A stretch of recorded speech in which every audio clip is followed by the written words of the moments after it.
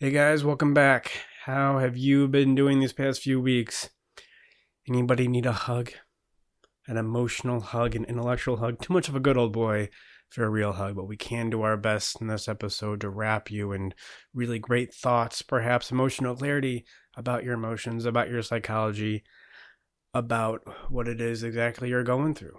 We all have the same issue. We all have the same psychological issue. We all go through similar loops. We all deal with the same emotions. Perhaps they feel a little bit different, but we all go through the same. And it's just about how do we bring clarity to this so we can bring awareness. And once we bring awareness to what we're doing, to what our unconscious is doing, to how we're being affected outside of our conscious awareness, our psychological incontinence, as Jung would say, as we become aware of these processes and how they're really affecting us, how we begin to do things outside of our control, then we can really begin to change it. And what better way to change it than talking about what's been going on in the news? I have several things to talk about here from the past couple weeks. Some of these topics may be a little dated. Well, not too dated. I try to pick things that people are still talking about. Then we got some questions, and I think we'll call it a show. The first thing I want to talk about before it gets too old, but I do want to bring it up because I do think it's important, is Jerry Falwell Jr., who was caught.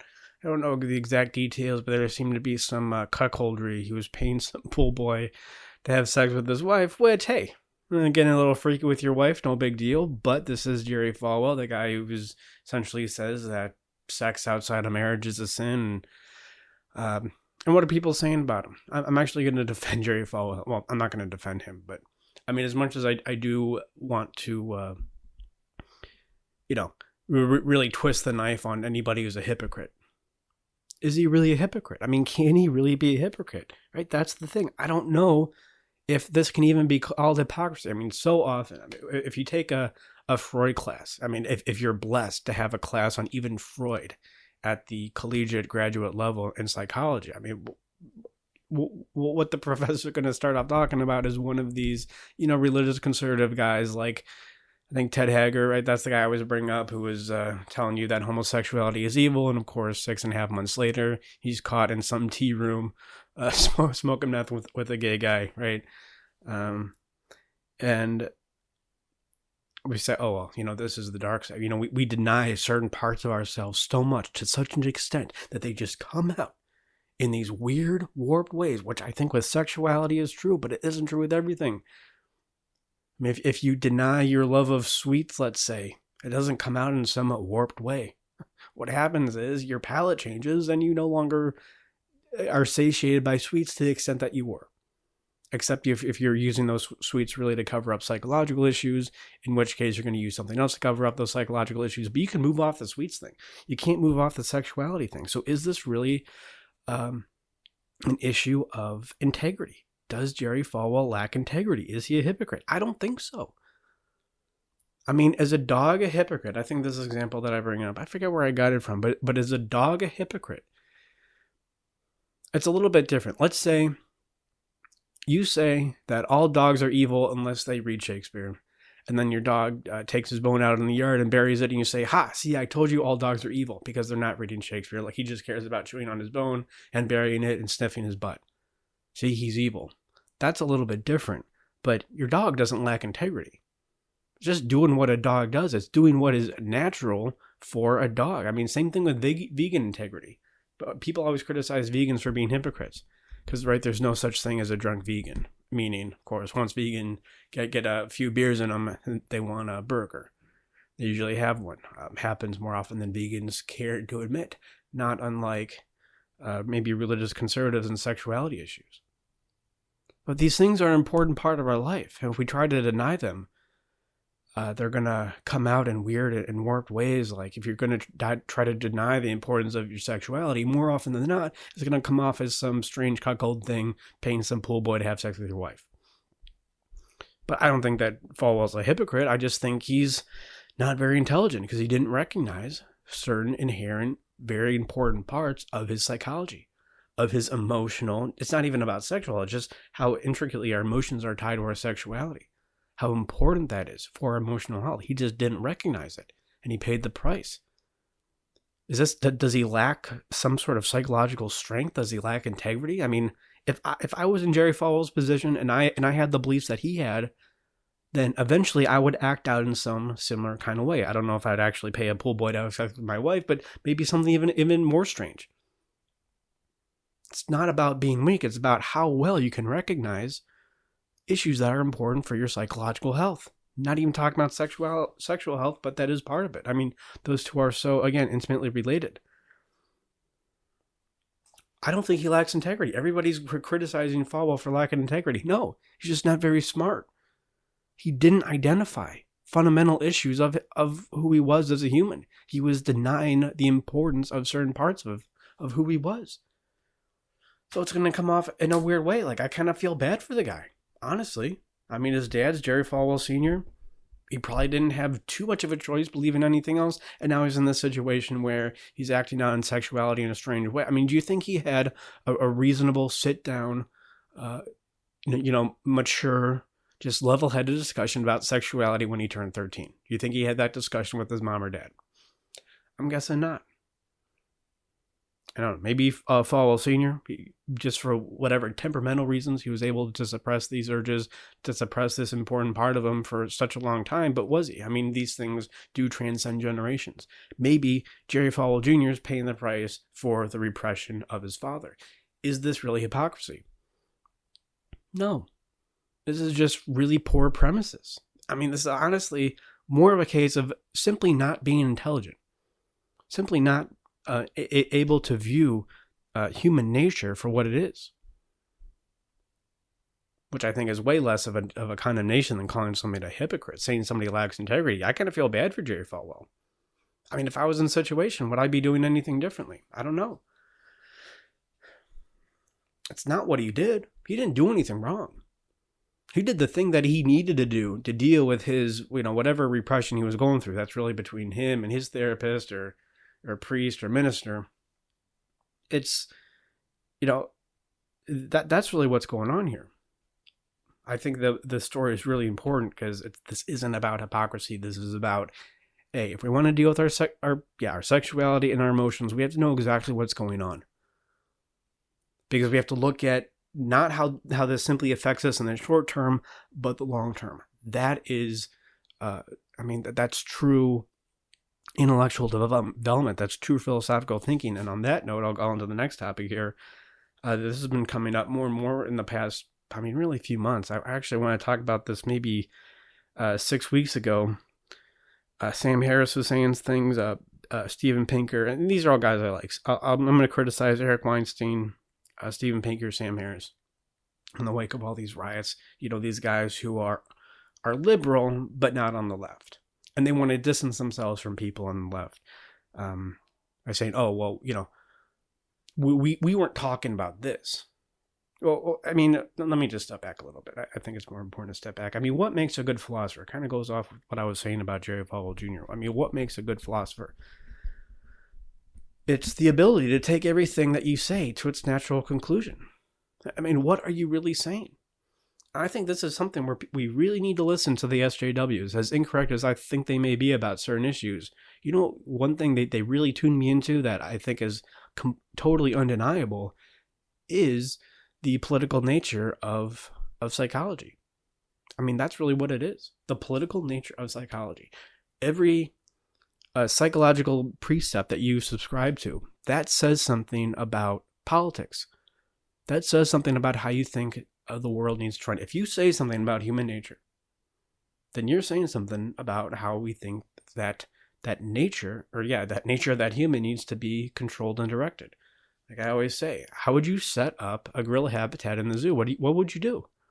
Would you go based off what you want? No, you look at the gorilla, you look at his nature, and you set up a habitat based on that. It's the same thing with studying human psychology.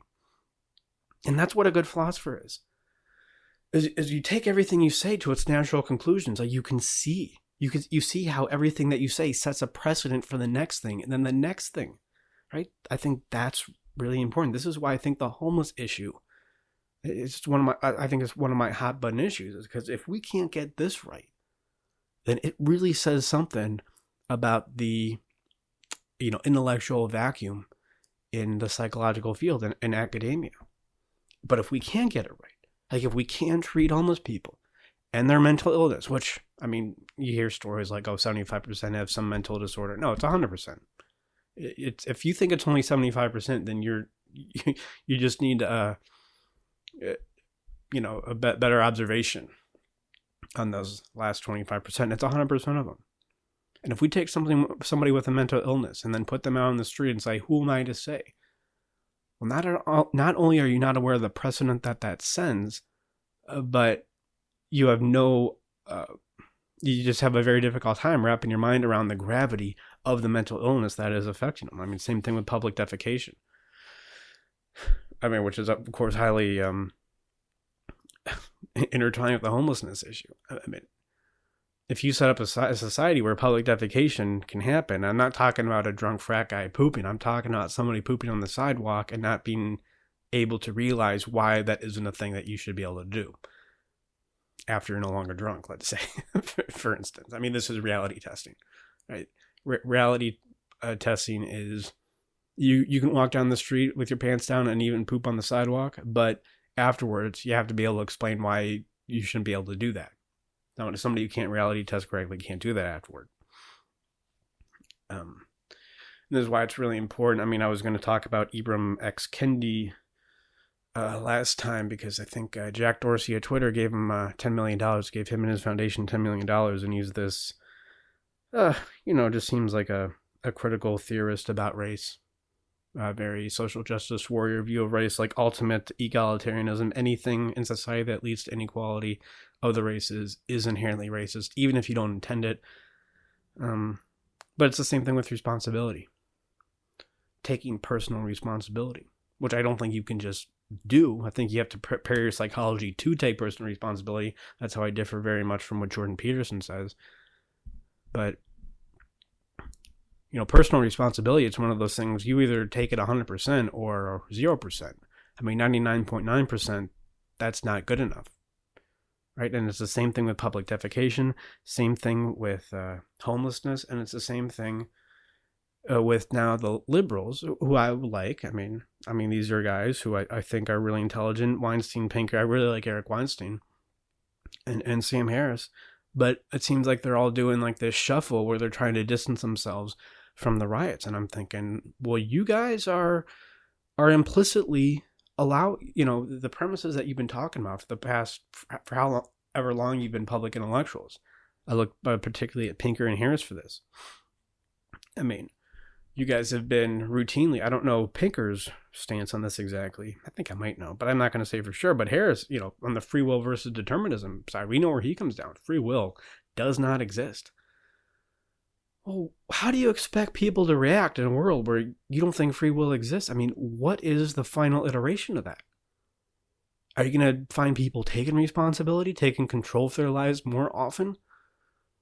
By the way, why is it Harris at the same time why you can deny the existence of free will, yet when somebody asks you about Jocko Willink and what he says, you say, yeah, do what he says, while at the same time recognizing free will doesn't exist? I think there are some issues here, Harris, about free will, and to the extent that we have that we really need to clear up. And you can't just distance yourself from these protests, these riots, and say, oh, I didn't mean that. No, you did mean that. You did mean that. You just didn't know it because you're not as good of a philosopher as you think you are. This happens with CBT and positive psychology all the time. It leads to repression. Now, nowhere in cognitive behavioral therapy textbooks or positive psychology books, actually I haven't really read any, but I have read the entire textbook on cognitive behavioral therapy. It's right over there, second edition of Aaron Beck's book. Just to make sure I'm not missing anything. I don't want to miss anything. I have read these things. They don't talk about repression. No, what they say specifically is don't repress. But if you look at the overall principles of cognitive behavioral therapy, you have to understand how this leads to repression. If you look at the overall principle of not reality testing homeless people properly, not thinking that matters too much, you have to understand how this is going to lead to public defecation, to a deterioration of society. I mean, one of my favorite lines from an article I wrote a long time ago, how much public defecation, how much poop do you really need on sidewalks for there to be a public defecation problem? Right? Not much more than one. How many times do you need to abdicate responsibility in your life? Talking to Ibram X. Kendi. for there to be a responsibility problem. You don't need to do it more than a few times. I'll give you a few times a week to just kind of throw your hands up and let yourself do it. But you have to know what you're doing as you're doing it. You have to know if you're making excuses and rationalizing, you have to know you're kind of BSing yourself. And that's what I see what's happening with Pinker and Harris and Weinstein right now. They're kind of looking at the rants and go, blah, blah, blah, blah. Like, well, this is what you guys have been saying. I mean, not to this degree, of course. But how often have you been saying, oh, millionaires or billionaires, you make too much money? Right? Or, what else do they say? I mean, it's just, like equality, right? Yeah, it's clearly that there's a wealth inequality issue in the country. And then you don't really describe where that comes from. I do think that there's a wealth inequality issue in the country. I don't think it comes from capitalism. But when you say that and you don't clarify it, and now you have kids who are raised, I mean, when are these kids born? Probably 2000 now. 1999 to maybe 2002, 2003, these kids who are rioting, this is all they know. How do you expect them to react? I guess it's been a few weeks now, but you have those protesters, those rioters, ransacking the Magnificent Mile in Chicago. Well, they're just taking your ideas, Weinstein, Pinker, and Harris. They're taking your ideas and then putting them into practice. Now, you have abdicated your right to go, oh, we didn't mean that. No, you did mean that. You just weren't smart enough to see it. These are the ideas you've been talking about. This is what happens. When you say the rich people are too rich, we need to distribute more, you don't have free will. I mean, based on those premises, those rioters ransacking the Miracle Mile, or Magnificent Mile, what's the Miracle Mile from? Is that what Roger Bannister ran? Anyway. Those rioters ransacking the Magnificent Mile, they are doing the right thing, based on what you said. They're actually better philosophers than you are. They're taking what they've learned. Mostly in college. This is what you learn in college. I mean, this was the main debate back in the aughts, back when I was in college. People go around saying, oh, millionaires, they just make too much money. I mean, this was the dominant idea. In, Ohio State, liberal enough, it was, the thing about Ohio, you think it's pretty conservative. Well, Columbus isn't. Not much of a culture shock moving from Columbus to New York. It's pretty much the same thing. And this is what you're learning. So I was in college maybe even when these kids were born. They're taking what you teach them and they're just taking it to the natural result, to the nth degree. Who's at fault?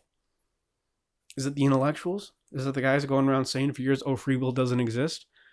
And all that implies, like reality testing doesn't exist, all that implies, if you say reality testing doesn't exist, you're saying we want more poop on the sidewalk. That's what you're saying. You don't think you're saying that. That's what Aaron Beck is saying in his cognitive behavioral therapy textbook. He's saying you got to repress your thoughts. You got to repress emotions. Now, he's not saying that explicitly, but that's what ends up happening. You got to be smarter than this.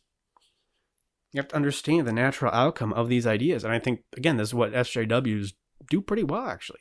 They see the natural outcome of the ideas. And I think that's why they have a more of a sense of facility with certain ideas, even though they're not good philosophers at all. They're not trying to hide anything. They'll just come out and say, yeah, this means communism. Okay. At least they're honest about it. And in a way, they're better philosophers than Weinstein, Pinker, and Harris. I also see this one from, I think, Harris and Pinker, something like this, and somebody else I retweeted today about how we need affirmative action because if we don't, then people are going to see inequality in society and then freak out. Okay, well, you have to ask yourself. I don't want to keep hitting this home. You're going to ask yourself, what is the precedent of making that claim, of instituting that policy for that reason? Where does that lead? These are issues that, you look at the rioters and what they're doing, but this is exactly what intellectuals have been saying for years, for at least as long as I've been in college. I know because of history for longer than that. So, yeah. Got Falwell, and then I want to talk about this before it gets to be too old of an issue. Although I don't know, I think people are going to be talking about this for a while. But there's just been the debate between, I guess Jerry Seinfeld wrote a couple articles online, and this, I don't know, some other guy, some kind of local New York City celebrity wrote a couple articles about how New York City is dead versus it's not, and what's really the future in New York? Yeah, I think this local celebrity guy, I don't know his name, but he wrote an article saying, no, this is it for New York. We're dead. This is worse than the riots in the 70s. This is different. And I tend to agree. I mean, I was saying this time last year when I moved from New York, I was saying, oh, New York, it's over. I don't think coronavirus did anything besides, coronavirus with these riots did anything besides catalyze something that was already there. I mean, if it wasn't going to be riots this week or this year, it was going to be riots next year. It doesn't matter. I mean, right. Like the obvious point, you think George Floyd dying is why these riots are happening? It's like if you're on a road trip and you're talking to your girlfriend on a road trip and then you go underneath the tunnel and then the signal gets cut off and she just gets insanely jealous and goes off the deep end and just throws all your stuff out. Is it the cell phone connection being cut off? Is that what broke you guys up? No, there are obviously issues there that you just have a difficult time dealing with. Maybe it's about you. Maybe it's about past relationships she's had, but it was over. Going in into the tunnel, the cell phone signal accidentally getting cut off, and her getting insanely jealous, thinking that you're with some, I don't know, stripper because of that. Those issues were there. George Floyd dying. If it wasn't going to be George Floyd, it was going to be something else. So is New York City dead? And anyway, just the point about this is, I think this guy who very much thinks that New York City is dead, it is over. He's coming at this, from my view, very logically, very rationally, kind of laying out points. I don't know if this is a point that he was making. I didn't read the entire article, but something that I can see is, at least when New York was going through hard times, I just get the sense back maybe in the 60s and 70s, maybe more in the 70s and early 80s. There's a sense that it was going to come back. Because I think people had no other way. Now we have bandwidth. Do we have to go back into the office like we used to? I think now that people have another option besides moving back into a city and being around a lot of people, then I don't think New York has much of a chance unless they really start to change their politics around, become much more liberal, I guess you could say, economically. But that's not going to happen. New York needs to die way more. There needs to be way more poop on the sidewalks for them to get that message through. And then Jerry Seinfeld, I'm going to pick on particularly, but I saw a few more comments online. The way that people are talking about New York, saying that it's not over. This is enabling behavior. I think this is a great, if you don't know what enabling behavior is, if that was never a part of your family, especially around drug addicts, alcoholics, or, anybody who's just really not taking responsibility for themselves and how family members come in and make excuses and enable them. That's exactly what Jerry Seinfeld's doing for New York. He's saying, oh, New York's always been great. You don't know the relationship that we've had. Oh, it's been great for such a long time. And it's done such great things in the past. This sounds like a mother or a father enabling their drug addicted daughter. Oh, you don't know our relationship. She's so beautiful. She's so magnificent. Oh, you should hear about this one experience I had when I brought somebody to the city for the first time and they saw the city and it just created this. Yeah, I'm sure that's all true. But you're not looking at the facts. You're not looking at the facts that your daughter's stealing money out of your wallet to go get codeine. You're focused on all these past things, which may be true. It's very difficult to find somebody who likes skylines more than I do. I'm wondering why that there aren't skyscrapers in Yosemite. Me. But that doesn't take away from the fact that New York City has serious problems that they're not addressing. And I remember talking about this, just noticing this enabling attitude when I first moved to New York in 2012. People talking about New York like it was this thing that nobody could ever take away. And it was this static entity. And it was too big to fail in a sense, or too great to fail. I'm thinking, wow, this is not, this is resting on laurel. This is not what makes a city great. This is not going in the right direction. Coronavirus, I think these riots are just catalyzing this.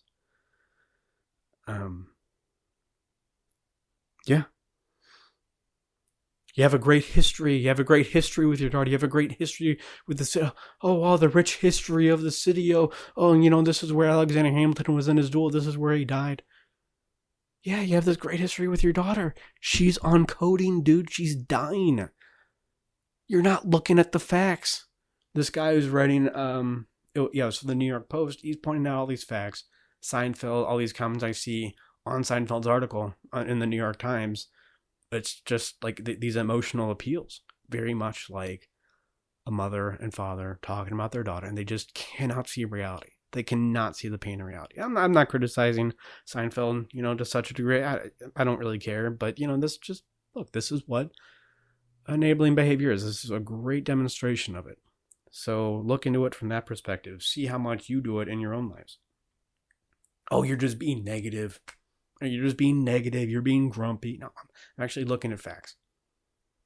I don't know when it's going to collapse, but if we don't change something, I don't think it has to. I don't think New York City has to collapse. You could still change, but unless you look at the facts, unless you bring awareness to what's really going on, unless you see how your policies are affecting what's going on in the city, you're not going to change. You're not going to see it. As long as you continue to be like Weinstein, Pinker, and Harris and go, oh, we didn't mean that.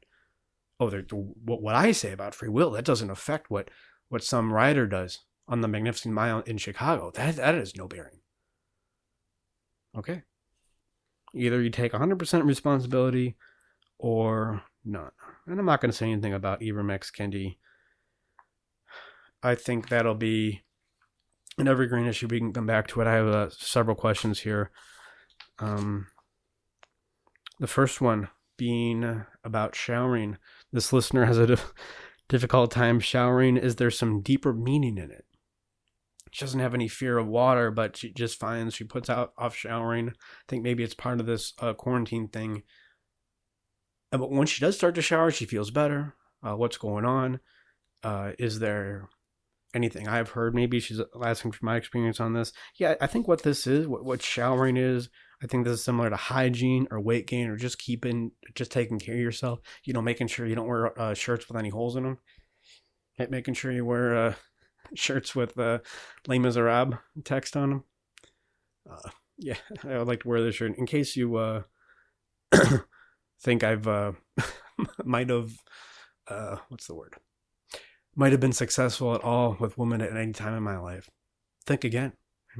That's my signaling. We'll get to virtual signal. That's my signaling with my Les Miserables shirt. That's a date. What's that? That's what I'm signaling with the shirt. Yeah. So a lot of what this is not taking care of yourself, gaining weight. I mean, I've never seen, especially a young woman. This is a young woman writing in. I've never seen a young woman.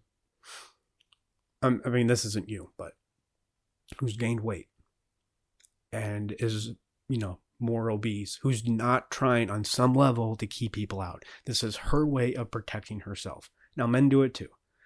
Now, with men, I think it's a little bit more complicated. I think there's other reasons in there. We don't have to get into it now. But with women, you're gaining weight to keep people out. You're gaining weight to protect yourself so people can't get close to you. Because people have gotten close to you in the past and you've been hurt. Your relationships with your mom and dad, it could go back, or your brothers or sisters, maybe your first boyfriend, you've been hurt, and you don't want to protect yourself from that happening. And I found that to be true in 100% of cases. And I think lack of hygiene is, I don't know if it's less egregious or more egregious, but it's just another example of that happening. You want to keep people out. You're trying to protect yourself. And maybe not showering every day is your way of doing it. By the way, she says, man, I only shower 3 days a week. Like, yeah, that's not showering very much. Yeah. Yeah, don't write into a dude who has his own podcast talking about showering. No, I shower every day, I swear. And also, you're just talking about how anxiety works. I mean, this goes back to, what does it mean for you to shower? It means to be more a part of the world. It means to fit in. It means to maybe accept social norms, accept cultural norms. I mean, this is a very social thing to do. So in a way, I could see showering being a source of anxiety if broaching those connections with other people is so difficult. Like, it really makes a lot of sense. If you don't shower, then you don't go talk to anybody. But if you shower, then you're that much more likely to have to talk to somebody and be social and go out in the world and connect and be a part of everything. Well, so it makes sense why it would cause anxiety to do it and why you would feel better when you do. Because now you're that much more part of the world.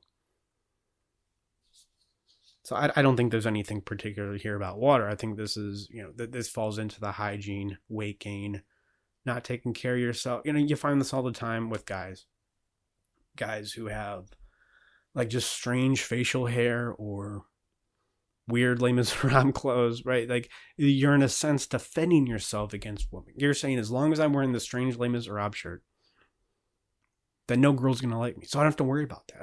I can go throughout my life, and if I'm out and I see a girl who looks cute and I might want to talk to her, well, now I have a great excuse not to talk to her. I'm wearing this strange shirt, this strange virginal shirt. I don't go talk to this woman now because I'm wearing this shirt that just signals everybody that I'm a virgin. And I think that's what not showering is. It falls into that category.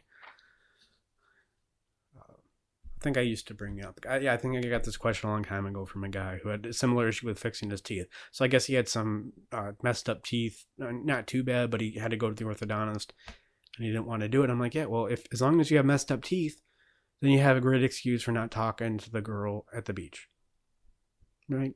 Well, once I get my teeth fixed, well, just don't get your teeth fixed, and you can protect yourself forever. And I've seen it. You'll be 75, have the same messed up teeth, telling yourself the same excuse, and it's going to hit you at some point, and it's not going to be pretty. Better to take the shower, fix teeth now, and at least go attempt some connection with people.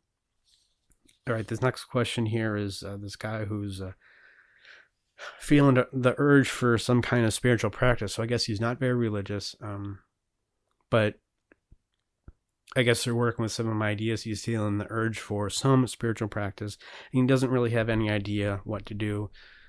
I mean, we have a difficult time with religion. I get it, because it can be culty, it can be strange. I mean, if you're listening to this, by the way, I think incorporating what I would call, I would agree with that terminology. I mean, get issue 2 of the magazine. I talk about spirituality, what it means, or maybe that's issue 1. It does, just get both. It's really a connection. You really need a way to connect. And I would ultimately say what this is a way to connect with your own emotions. If you're unsure what religion to join, and I do think you need to be part of some spiritual practice on your path to psychological growth, these things are intertwined. You need to, incorporate some way to help you connect more with who you are. I would argue with your unconscious, with your emotions. What can you do every day to connect with what's going on with you? Now, I don't think you have to join a religion for that. I think the psychological version of that is joining a group therapy. I have one. If you need any suggestions, I can offer suggestions for you, but you need to be part of some experience where you're constantly engaged with people, constantly relating to other people so you can relate with yourself more. And why do you have this drive? Where does this urge come from? And what does it mean? It means that you want to become more conscious. I know a little bit of what this listener is going through, and he's kind of at a pretty powerful initiation point in his life. Younger man at a powerful initiation point in his life. Maybe you have certain issues that you think are the problem, but really what it is a lack of connection. So that's where this urge is coming from. This shamanic instinct. I know I talk about that in issue 1 of the magazine.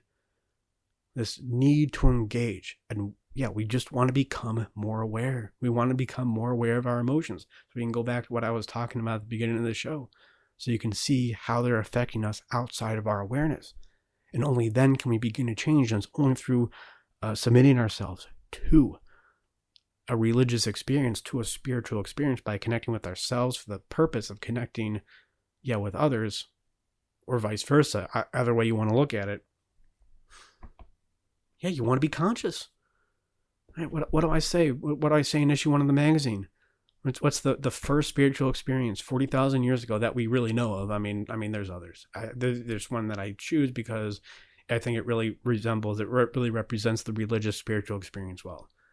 It's our hunter-gatherer ancestors on present-day Germany, Northern Europe, Ice Age, playing the bone flute to the storm gods, to appease the storm gods.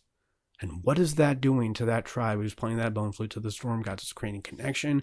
It's really just creating a better relationship with anxiety. It's creating this sense of control over the world, which, if you're playing a bone flute to storm gods, really you're not controlling the world that much better, but you are getting more in touch with your psychology, group cohesion. This is awareness. This is what you're looking for.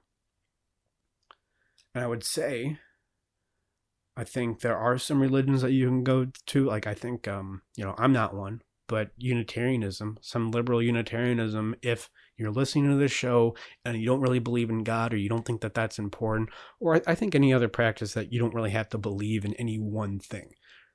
It's more about going somewhere and connecting with people. I think Hinduism is more like this. Unitarianism is more like this. Or just do what I do. I mean, this is my spiritual practice, right? I'm very open about it. I read Jung. I mean, these are the stories that I read. The texts that are perhaps at times difficult to decipher. And then I go to group. Right? This is how I relate with my unconscious. I connect with people in my life. I'm honest. This is all a part of a spiritual practice. Without which I would just completely lose awareness in my life. I would start to do more things that I would start to lose any psychological continence that I do have. Control over my psychological bowels, I guess you could say. I wouldn't sleep as well. That's how I stay connected. So if you're looking for some kind of spiritual practice, I would recommend that. Maybe try out something like Unitarianism, where you don't even have to believe in a God. It's way more open-ended. There's a few churches like that. There's like a few hippie churches that started in the 60s. Actually, the guy who officiated our wedding, he was part of this. I'm like, oh, okay. It seems very Jungian. I think quite on accident. But there's a lot of churches like that you can check out. Or just read Jung. Do whatever you can to find out what's going on with your emotions and connect as much as you can with other people. You can just do that. And the next question, I think this will be the last one, and then we'll have, when you hear this one about Michael Jordan, and then neediness versus heavy needs, we'll probably get to that next week. But this next question is on virtue signaling. What do I think about this? Yeah, so this guy who I, like to some degree, Jeffrey Miller, he's an evolutionary psychologist. He wrote this book, The Mating Mind, which I thought was really good. It was an explanation for why our minds are as big as they are. And he essentially says the only way that could explain the energy output of our brain, or why our brains exist, at least at first, is because it's for sexual selection. And the research bears this out. Obviously, if you're too much of a nerd, if you go around wearing Les Miserables shirts, then you're going to be selected out of the gene pool. But if you have some intelligence, but not too much, it's obviously a fitness indicator. So it does make sense. Anyways, he has this whole view on virtue signaling and why people say things, maybe especially now in the era of social media, and saying things that are politically correct and in line with what is appropriate. In the time of coronavirus and the riots and everything, he thinks that it comes down to virtue signaling. People have ideas to signal to other people that they're in the same class or the same group of people. Yeah, I think this is true. I think there's a lot of validity to this issue, like a lot of evolutionary psychology issues, but it's not everything. It's like saying, the guy who cheats on his wife, he was only cheating on his wife with that secretary because that secretary was younger and obviously prettier. That's why he was cheating on his wife. No, that would explain why he would act out his sexuality with that one particular secretary. Because she's younger, prettier, bigger boobs, whatever it happens to be. But that doesn't explain why he was doing it in the first place. That explains why he would act out with a secretary as opposed to a doorknob, right? Or a cow, to get a little bit strange here. But that doesn't explain why he was acting out in the first place. He had an issue there with his wife. Are people just virtue signaling? Yes, I'm sure that's part of the reason. But something that modern psychology does, Jeffrey Miller's definitely guilty of doing this, especially evolutionary psychology. This is my criticism of evolutionary psychology. Like, it's great, but we got to put it in context. You can't explain away behavior without also identifying consciousness and how that relates to what influences our behavior. Consciousness, what the last listener was interested in. How do we become more aware? That's just as important. Yeah, maybe somebody's saying something that you disagree with. Maybe it's just virtue signaling, or maybe they really believe it. Maybe these rioters, they really believe. You just have to go with them on that. They really believe that ransacking the Magnificent Mile in Chicago is what they need to do, and it makes sense based on what intellectuals like Pinker, Harris, and Weinstein have been saying for years. Maybe they really believe it. Yeah, part of it's virtue signaling. But there's something else going on. We have to look at their consciousness. We have to look at what possibly could be going on in their consciousness as an explanation for why you say something. I mean, you just got to get tricky, but you got to get... Yeah, well, it gets tricky. Because if you're criticizing somebody on the opposite end and saying, oh, it's just virtue signaling, then you're not really dealing with the idea. You're not really explicating the idea to the extent that you really need to. I mean, people, it's really more for, it's like, yeah, it's really a political power play more than an argument saying, oh, that's just virtue signaling. And this happens on the left and the right, calling the other side racist. Oh, you're just being racist. And you think the left does it, but the right does it just as much. Like the bigotry of low expectations. I'm guilty of doing this too. Or maybe you just really believe that. Maybe it doesn't have to. Maybe it doesn't come down to racism. So, like evolutionary psychology, virtue signaling, yes, I'm sure it exists. It explains part of our behavior and why we say things. But there's also been ideas in our culture for hundreds of years that would inform these ideas, that would inform the ideas of BLM, that would inform a protester, a rioter wanting to ransack, some Louis Vuitton store, I don't know, in Chicago. These are real ideas that philosophers don't say explicitly. To go back to what we were talking about in the beginning, philosophers don't say explicitly, but they do implicitly ascribe to them. And we got to get really good deciphering these ideas and suss them out and indicate them, suss them out and deal with them. Just like you need to do the same with any, less than helpful idea in your psychology. And that's what we can do here. Get in touch. Yeah, well, we do free consultations, right? animusempire.com/schedule, free 30-minute consultations.